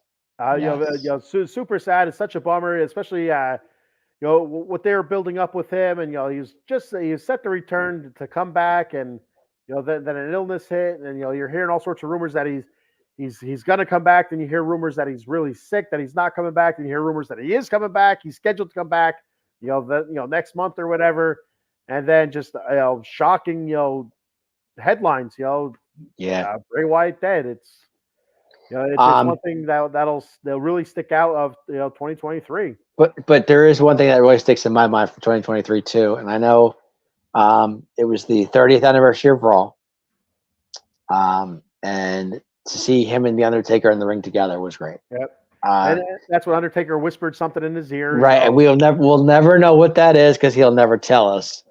I was at that show, and I'll tell you, seeing those two in the ring together, and that they took out LA Knight, if you remember. Yep. And that Baltimore. It was in Philly. Philly, okay. It was in Philadelphia. Yeah. And they were in the ring together. And he did Sister Abigail on LA Knight, if you remember. And Taker went up to him and said something to his ear. But that moment was like one of the greatest moments in WWE history, because those two together, you never saw the Undertaker and Bray Wyatt at the same time in the ring at that time. You did, but nothing like that. No, nothing like that. Nothing like that. Because you had the Brothers of Destruction wrestle the Wyatt family. No, I mean, they. I'm saying, but it was together. Yeah. On the same page. That's why I thought it was embrace. You kind of like an almost embracing, but not really, shaking hands or hugging. Right. But like respect. You know what he could have said to him, and I really think, guys, I kind of have a feeling what he said, but I don't know if it's true. It's your yard now. Oh, you know what? And that would make a lot of sense. They go because Undertaker's. This is my yard. He's the big dog. Right. That would make a lot of sense. It's your. That's what came to me when it happened. I was thinking maybe he said it's your yard now. That's I could be wrong, but No, you could be right too. It would make sense, and he could have said something like, these pretzels are making me thirsty." I don't know. who knows? Anything's possible. And so back to the Vince McMahon thing real quick. Yes. So he comes back, and it surprises everybody, because he's going to sell WWE. He ends up agreeing to a partnership with the UFC. Sells to, I guess he sells to UFC, and they become TKO Entertainment. Yes. So now it's no longer wrestling is WWE is no longer in the McMahon family. No. So it was. I never thought I'd say that because I would have thought it went to Stephanie or Shane or something like that. But they sell to UFC or to the owning partnership of UFC. They make it TKO, and now Triple H is running the show, and I think this is the best it's looked since the Attitude Era. I don't think Shane or Stephanie. I may be Stephanie, but I don't think Shane wanted anything to do with it. I'll agree with you there. I don't think he did either. I think his time was up with WWE. Like I think he liked being a part of it, but I just don't think he anything really just running it. Yeah. I don't think he wanted that responsibility. And Stephanie, I don't know what her. I mean, being a mom now, and it's tough. It's tough being on the road. Your parent, your kid. You don't see your kids. I mean, why would you want all that? Well, I don't think she needed to be on the road. If she was going to own it, if she was going to be like the chief executive officer and stuff like that, which we call CEO. Right. And I don't know why I said chief. Well, I get it, but I'm just saying. I mean, even when she was running it, she was on camera a lot. So, But again, she didn't need to be. So no, not at all. Because you're not going to see that the head of TKO Productions or TKO Entertainment, whatever they want to call themselves, he's not going to be on the show. So no, whoever that is, I don't know who it is. Triple H is doing a great job. He really is. He's there's so many stories in WWE right now. Just follow them all because they're all good. Yeah, I'm really looking forward to 2024. Ready to see Cody end the goddamn story talk. Ready to see Roman lose the belt. I'm ready to see Damian Priest cash in the Money in the Bank. I'm ready for that. There's so many stories. It's just I want to see LA Knight culminate into a champion. But it keeps you entertained, and that's what they're doing. Yep, they're doing a hell of a job. Great stories, great storylines. Love it. That's why I love WWE so much. I'll never like. I loved it. I've been a kid, and I'll never change. It just doesn't for me. Hey. Oh, by the way, I am going to Mania weekend. Actually, I am. Yes. Are you going to WrestleMania or just the weekend? I am not going to Mania. No, I'm going to SmackDown, Raw, and NXT. And so I was thinking about maybe checking out SmackDown, but we'll see what happens. I'm excited for the SmackDown because that's going to be the Hall of Fame ceremony, which is going to be fun. The Keep It Real podcast, checking it in. What's up, ladies? Cindy and Destiny. You can check them out multiple times a week, but mainly Mondays, I think it is. Those two are watching AEW. Come on. So sorry I'm late. We were watching the AEW pay-per-view. So I got one question for you. Just one from the AEW. Oh, no. Don't do it, big man. Don't do it. Don't do it. Edge or Christian? What was I going to say? I thought you were going to go with the Bianca hair thing. No, from the AEW pay-per-view. From the AEW pay-per-view, who won, Edge or Christian? Edge or Christian? And since Dave brings it up, Cindy, Destiny, is Bianca's hair real? I say it is. I say it's not. And so does the millions and millions of the Bat Fries. Yeah. He gets two people and does the millions. Eileen also was watching I did not know that, Eileen, or I would have asked you earlier. How was the show? I'm sure it was good. I'm sure it was good. She says Edge, but then Christian won it back by using Luchasaurus's contract. I don't know what any of that means. Okay. I do know what Luchasaurus is, but I don't know. So Edge won the match, but then okay, I get it. Okay. Cindy, Destiny. No, I'm not buying that. Says girls, ladies. So they said, no way that her hair is real. Some may be real, but definitely not all of her hair. How is that? Thank you, you too. Thank you, you too. They count as one vote, Dave, because it's They're from together. Oh, the okay. Real podcast. It's only one vote, so don't get your panties in a bunch here, Dave. Oh man. So that's 50 votes for it's real and 4 votes for it's not real. So Okay. I'm gonna sleuth. I'm gonna tell you. I'm gonna check it out. I'm gonna find out. Knock yourself out. Definitively proof that it's real, and she Do doesn't it. people that shit to her head either. Okay.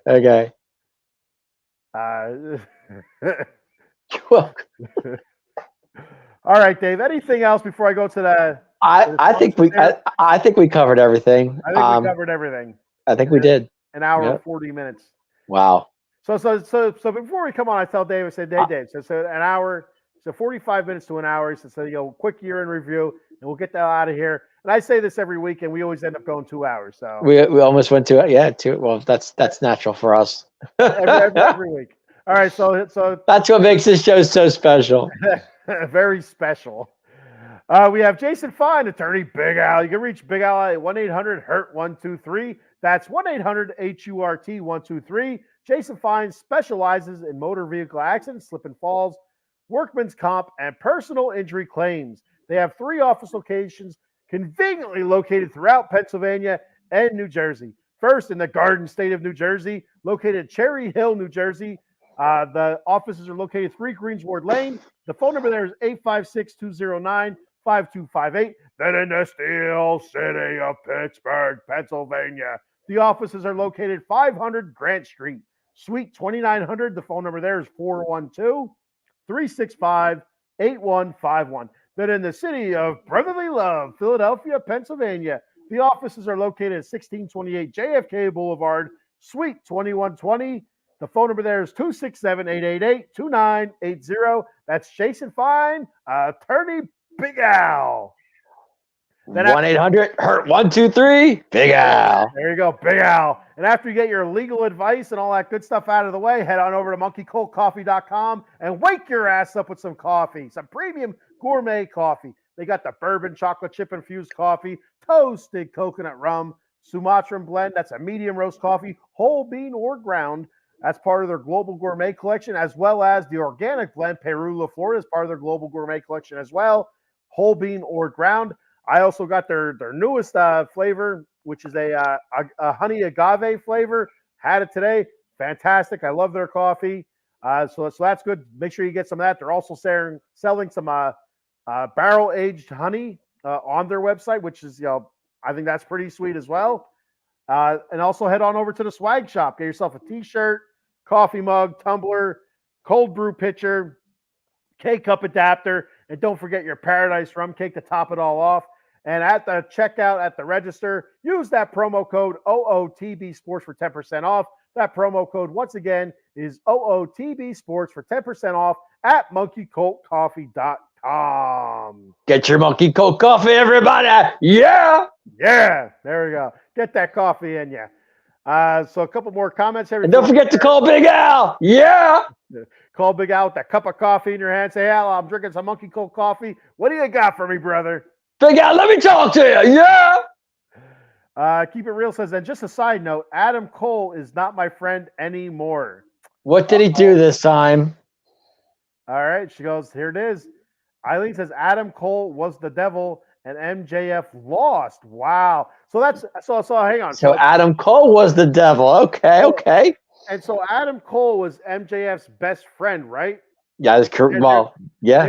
They were tag champions. Adam Cole got hurt, I think. Because again, I don't watch AEW. Adam Cole got injured. Yes, he did. Google's always updating me on AEW for some reason, so I'm kind of up on somebody's story. Well, you follow wrestling. It is what it is. Yeah. And so MJF just lost the tag titles because he's wrestling by himself. He just lost the tag titles to a couple of the Devil's henchmen or Devil's demons, whatever the hell you want to call them. But MJF was the devil before, and the devil came back, so he knew it wasn't MJF. There's all sorts of speculation that it might have been Dolph Ziggler. And so here it's Adam Cole. So Adam that's Cole. surprising. But the one thing, again, I don't watch AEW, but I know months and months ago when Adam Cole and MJF just got together as a tag team, and they're rolling. I know a lot of people were saying that Adam Cole's going to turn on MJF, and that it never happened until it did. So there we go. There you go. And in the word of Bobby Boucher's mama, he's the devil. Oh, God. What? Eileen says, so Samoa Joe won the title clean. Then it was revealed that Cole was the devil. Unbelievable. There you go. Oh, okay. So Samoa Joe won it clean, though. So there was no help from the devil.